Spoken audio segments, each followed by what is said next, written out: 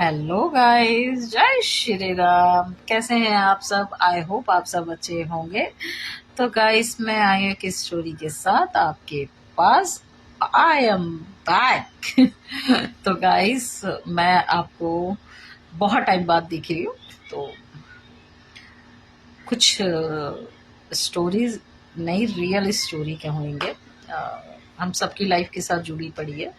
मुझे लगा कि अपनी फैमिली को शेयर करना चाहिए।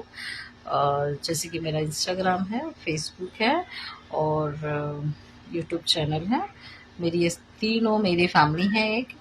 और श्वेता की खुशियाँ खुशियाँ मेरा Facebook, Instagram and YouTube channel का नाम है। तो प्लीज़ जल्दी से जाके लाइक एंड सब्सक्राइब, फॉलो और प्लीज़ कमेंट जरूर कीजिएगा। सही कमेंट कीजिएगा, गलत मत कीजिएगा। तो गाइस, मेरे पास आया था 2-3 दिन पहले एक कॉल पंजाबी बाग से। बुजुर्ग थे, हस्बैंड वाइफ ने मुझे कॉल किया था कि मुझे कहीं अनाथ आश्रम का नंबर दे दें या आप हमें भिजवा सकती हैं क्या। तो थोड़ा सा अजीब लगा। मैंने बोला क्या हुआ, आप मुझे बताइए। तो उन्होंने बताया कि ऐसी ऐसी बात है कि उनकी फैमिली में कुछ इशू चल रहा होगा, जिसके कारण वो अपनी फैमिली में अब रहना नहीं चाहते। तो मैंने उनसे पूछा आपके बच्चे कितने हैं। उन्होंने बताया कि मेरे 2 बेटा 3 बेटियां हैं, सबकी शादी हो चुकी है, बच्चे भी बड़े बड़े हैं उनके। तो मैंने कहा अब क्यों प्रॉब्लम। तो उनका कहना ये है, पुरानी चीज़ों की बातें उठती है, बातें होती हैं, लड़ाइयाँ होती। तो मैंने सोचा कि चलो कुछ तो करना होगा। बट मैं सच बताऊं तो गाइस, मैं जा नहीं पाई उनके पास। मैं 100% मैं जाऊंगी और उनसे मिलूंगी ज़रूर, क्योंकि फरवरी के लास्ट में मेरा पैर फ्रैक्चर हो गया था। उसके बाद फिर थोड़ा पैर ठीक हुआ तो घर में फंक्शन था। एंड मेरा बेटा गाइस 1 साल का हो गया। तो आप लोग अपना प्यार और आशीर्वाद ज़रूर मेरे बच्चों को दीजिएगा। तो गाइस, मैंने उनको फ़ोन पे ही मैंने सोचा कि इसको शॉर्ट आउट करूं। अगर ऐसा कुछ इशू होता तो मुझे जाना पड़ेगा, तो ऑब्वियसली मैं जाऊंगी। तो उन्होंने मुझे बताया कि बहू से इशू है करके। तो मैंने उनको कहा क्या आप अपनी बेटी का नंबर दे सकते हैं, बेटी का। उन्होंने मुझे सारे नंबर दे दिए। उन्होंने बेटा, बेटी, बहू का नंबर दे दिया। मैंने बातें भी की, कुछ पुरानी यादें, जैसे कहते हैं ना उस टाइम, आज से आप लगा लीजिए कुछ साल पहले जब वो बहू बन के आई होंगी, तो होता है थोड़ा इशू हो जाती है। पर पॉइंट यहाँ पे ये नहीं है गाइस तो उन्होंने अपने माँ बाप के साथ ऐसा कर रहे या कुछ भी है। यहाँ पे मैं भी उसमें खड़ी हूँ। बहू और सास, ये 2 ऐसी बर्तन होती है, बिना बचे फैमिली में मजा ही नहीं आता और उनके बगैर घर सुना होता है। अरेंज मैरिज जो माँ बाप पसंद करके लाते हैं उनसे भी बचता है, जो बेटा पसंद करके आता है उनसे भी बचता है, बचता दोनों से ही है, सास बहू का। मेरा कहना ये है कि मेरी भी खुद की लव मैरिज है। मेरे 2 बेटा, 1 बेटी मेरी खुद की है। तो गाइज, यहाँ पे सवाल पता क्या उठ रहा है, जो हुआ खत्म। हम जब 1 हफ्ते का क्या खाया हमको वो याद नहीं है। हमें ये भी नहीं रखना चाहिए किसी कोने से, या ये सोचना चाहिए चलो, या उस समय, मैं कहती हूँ उसी समय आप अपने आप को उनको बदलो, भागो मत। रिश्ते हमेशा पीछे रहते हैं। भागने से रिश्तों को ना कोई मोड़ मिलता है, ना ही कोई रास्ता मिलता है। रास्ता खत्म भी आपके रिश्तों पे होती है, शुरू भी आपके रिश्तों पे होती है। बड़े बुजुर्ग हमारे बहुत सारी गलतियां करते हैं, हमसे भी होता है यार। हम लोग यंग, हम तो सबसे बड़े गलतियों का पुतला है। बहुत सारी गलतियां करते हैं, माँ बाप को नहीं बताते हैं। गाइस, कहते हैं ना, मैं लास्ट टाइम एक अनाथ आश्रम गई थी, विधवा आश्रम था वो। मैं गई थी, वहाँ पे बहुत सारे केस दिखे। मैं अभी भी जाऊंगी वहां पे। इतना केस देखे, अमीर अमीर घरों की बुजुर्ग लोग हैं, बहुत दुख होता है, मन भटकता है, कहीं हम तो यहाँ नहीं आ जाएंगे। फिर मैं सोचती हूँ, अगर अपने माँ बाप की बातें हम लोगों को बुरा नहीं लगता, वो थप्पड़ तक मार देते, घर से हाथ पकड़ के माँ बाप खड़े कर देते, निकलो हमारे घर से, हाँ? फिर भी हम उनसे जिद करके आते, नहीं पापा नहीं करेंगे, नहीं मम्मा नहीं करेंगे, नहीं करेंगे करके हम लोग आ जाते घर के अंदर। कोशिश करना चाहिए हमारे सास ससुरों को भी कि उनको भी माँ बाप समझे। आप 25 साल की हो, 22 साल की शादी करके आप आते हैं, आपका मतलब वो बॉन्ड सास के साथ या ससुर के साथ नहीं बन पाता, फैमिली के साथ किसी के साथ भी नहीं बन पाता, नंद के साथ, नंदोई के साथ, कोई भी हो, एस वाई जेड। कुछ चीजें किसी को अच्छा नहीं लगता, आपकी भी अच्छी नहीं लगती होगी। कभी भी अपने कुछ भी सिचुएशंस हो, उन्होंने आपके साथ गलत किया, लेकिन आप मत कीजिए, आप लोग मत कीजिए। गाइस, अब मैंने उनके बेटों से बात की, सुना, समझ आया सारी चीजें। मैं किसी को यहाँ गलत नहीं ठहरा रही, ना बहू को, ना सास को, ना ससुर को, ना बेटे को।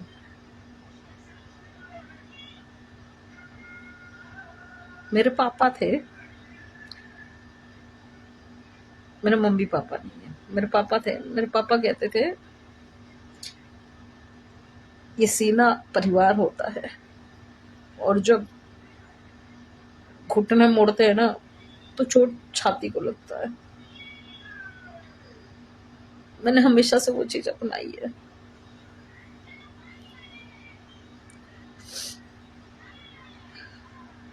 मेरी खुद की लव मैरिज है, मैंने भी बहुत संघर्ष किया। ऐसा नहीं कि मैं हार मानी, कभी नहीं मानी, आज भी नहीं मानती। मेरा बेटा उठ गया, क्या हो गुज्जू, आओ आओ मम्मा के पास आओ। मैंने कभी हार नहीं माना, कभी भी। पता है क्यों? क्यों? क्योंकि मैं सिचुएशंस के साथ लड़ना जानती हूँ। लड़ने का मतलब नहीं कि उनको जाके फाइट करना। हम जब सही है ना, वो हमारे पास हमेशा आएंगे। और मेरे तो देखो माँ बाप मेरे सास ससुर है।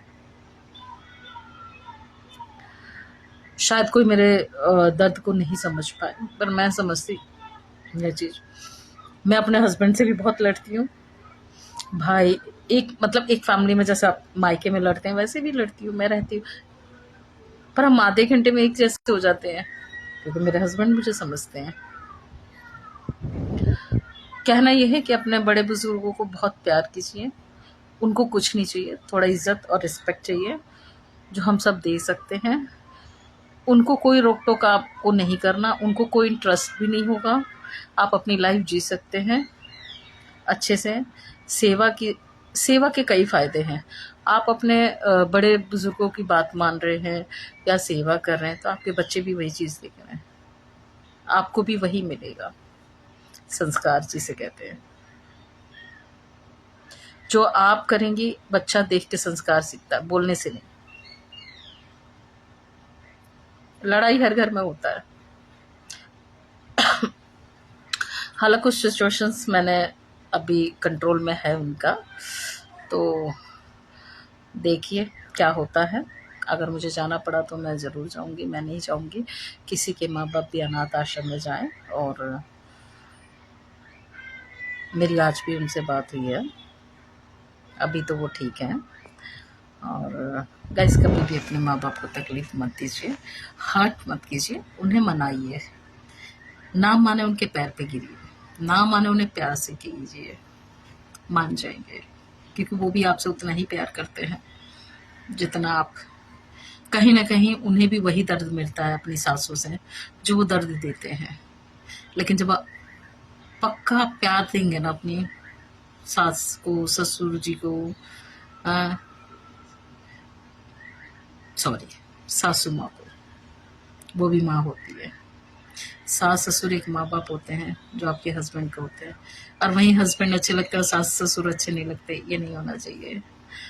वो भी माता पिता होते हैं हमारे। ये मेरे गलत वर्ड्स थे, मैं अपनी ज़बान को लेती हूँ वापस। और गाइस, कोई कैसा भी हो, आप अच्छे हैं, अच्छे रहिए। दुश्मनी आप हर किसी से निभा सकते हैं। आपको पता, हम किसी पड़ोसी से जाकर लड़ नहीं सकते, क्योंकि हमारा उनसे कोई रिश्ता नहीं होता। सिर्फ मिलते हैं, नमस्ते, कैसे हैं, हाय, हेलो, ये चलता है। हम अपने ऐसे हैं कि हम उनसे लड़ते भी हैं और उनसे हम रिश्ता भी रखते हैं, और उनको हर खुश और दुख में उनको शामिल भी करते हैं। इसी को अपना कहते हैं। ना आए कोई दर्द में, आप इतने काबिल हैं, अपने दर्द को बर्दाश्त कर सकते हैं, अपना स्टैंड ले सकते हैं, तो प्लीज ये सब ना करें। और अपने माँ बाप को, अपने दादा दादी को बहुत प्यार दें, बहुत ज़्यादा। और कुछ पेरेंट्स को भी मैं ये कहना चाहूँगी, प्लीज़ अपने बच्चों का ध्यान रखिए। जो आपके साथ हुआ, आप अपनी बहुओं के साथ मत कीजिए। कई सारी वीडियो में देखती हूँ कि औरत का जच्चा ही सास ससुर का बुढ़ापा तय करता है। ये सच भी है तो ये गलत भी है। बहू का काम है उनके दर्द को देखना। अरे लड़ो ना, क्या हो गया? अपने माँ बाप से नहीं लड़ते हैं क्या? हम भी तो लड़ते हैं ना। खैर, मेरे नसीब में तो ये सब नहीं था, लेकिन अब मुझे जो बुरा लगता है मैं बोल देती हूँ कि हाँ, मुझे बुरा लगा, चाहे मेरे वो हस्बैंड हो और या वो मेरी सासू माँ हो। मैं उनसे अपनी बातें रखती हूँ, वो समझ भी जाती हैं कहीं ना कहीं। क्या हुआ?